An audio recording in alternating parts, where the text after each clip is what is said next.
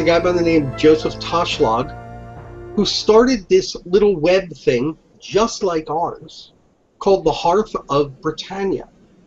And he literally was prepping to do a cookbook. And the cookbook was to cover all of the food that is mentioned in the Ultima series. And he was going to make recipes for every single food item and type in Ultima. But it started to grow. He started getting ideas, and he started getting into collecting as well. And he asked me to come on, and I was doing my little Treasures from the Origin Museum bits. And people were liking it, and we were having fun, and he grew this little community of about 40 or 50 people that basically became regulars, and he'd been doing it for a few years. He worked at Portalarium for a while, and he started hanging out with Richard Garriott and Star Long and and all the old Origin guys. Well, he wanted to do a get-together for Shroud of the Avatar and for Ultima fans, and came up with this idea. Richard jumped on it and allowed him to use his own property. So he set up all kinds of quests, and it's just all kinds of fun little activities and things. And we all went to this get-together in Austin, Texas, and lived the life, basically lived in Britannia for 3 or 4 days. Almost sounds like a LARP, yeah, the way you're describing it. It's very, very much like that, but it's still open-ended. Mm-hmm. Meaning there's fighting, there's dancing, there's singing, there's crafting, there's anything you can imagine. There's a whole monetary system that goes on. Mm-hmm. But you don't have to follow a particular storyline. Just like Ultima, it's open-ended in the point where I like to be a bard. So basically, I don't like fighting because I'm not any good at it, and plus I'm the old man. So I like just hanging out at the tavern and talking to people. And you meet all the people that you talk to on the internet on a regular basis. So it's absolutely fantastic that this year we all know each other so well. There were gifts going back and forth like nobody's business just because of the relationships that you develop over this. And people would show up, and it was like, it's wonderful to see you. Hold on, I have something for you. And they run and get you something. And you have things for them too. I promise this to you. This is to say thank you for being my friend. It's just wonderful. Nice.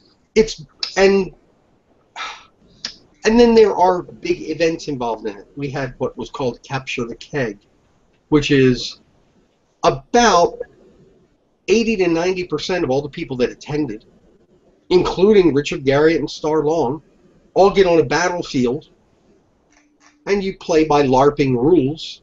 But there's a big keg over to the side, and you have to attack the other person's fort. Some of us were on the pirate ship, a full-size pirate ship, and some of us were in this medieval-type fort. And you clash and beat each other up with rubber swords and stop and drink. And there's a point system and all that stuff. So there's 75 drunk folks all running at each other.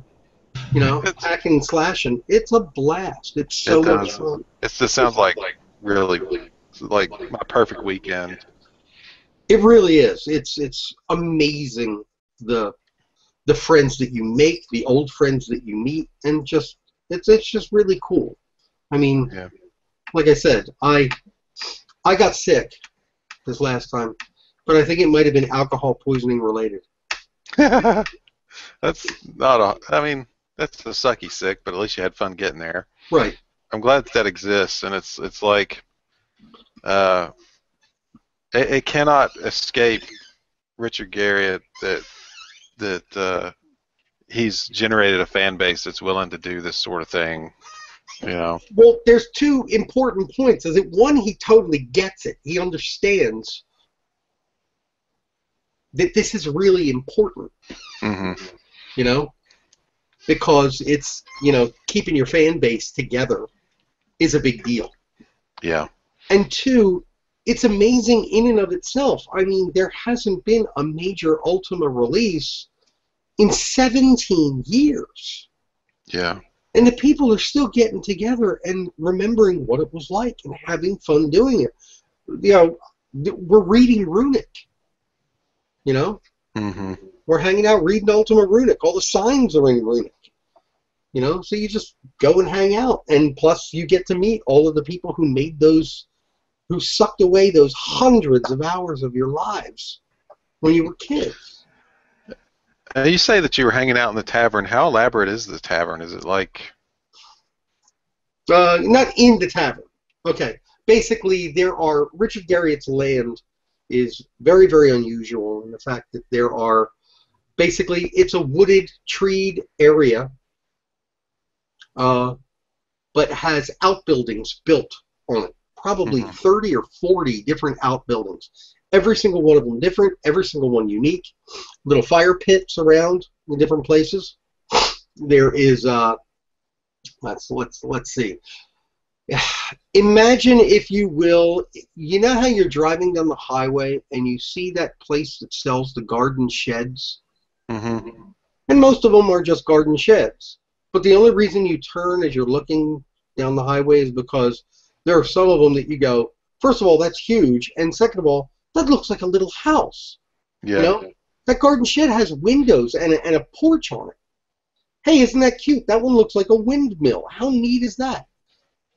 That's what these are. They're very, very, very large garden sheds that he has outfitted inside a little rustically. You know, there's no carpet on the floor, but there's an air conditioner in each one. And this tavern is basically a very, very large garden shed with a little porch on the front and seats and a big sign over top of the entire thing that says, I think it says Copper and Silver. Mm-hmm. Is the name of the tavern. And it has that door that opens on the front and lifts up, you know what I mean? Much like the snow cone place. You know the place where you go and buy snow cones or ice cream at the kids' ball field? Yeah. And you kick back there, and there's 4 kegs in there, and there's different types of wine and snack foods and all kinds of stuff like that. That's very cool.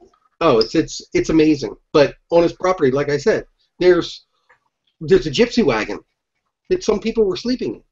You know. Can you go in there and do your little quiz? Absolutely. And everybody who sleeps there will spend their time in the morning, every morning, packing up all their stuff and putting it away so that it can be used as some kind of quest thing. This year, Joseph made everybody do their own quests and set up a schedule of times, and you basically sign up for and pick what quests you're going to be doing over the 5-day weekend.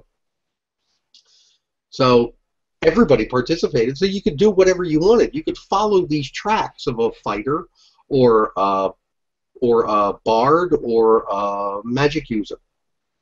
You know? Yeah. And you could literally go, I'm into that LARPing stuff, I want to fight and go through that. Or you can take the intellectual route and go to little conferences, and there was a debate over virtue with Richard Garriott and Star Long. I mean, there's a half-size theater there that's I believe it's a replica of the Globe Theater in England. Mm-hmm. With like 3 levels, and you walk upstairs on the outside and hang out and look down at a huge stage. And you watch Richard Garriott and Star Long debate the concept of virtue or anti-virtue. That theater is like a landmark there. Like yes, in most of the off-season, it's used as a Shakespearean place. Yeah. The local Shakespearean groups put on performances there, and I think Richard allows them to charge a nominal fee to pay for the use of the land and bathroom facilities and like that. Mm-hmm. And Richard gets to come down anytime he feels like and gets to sit in the box seat, you know, and watch a Shakespearean play anytime he likes. So it's cool.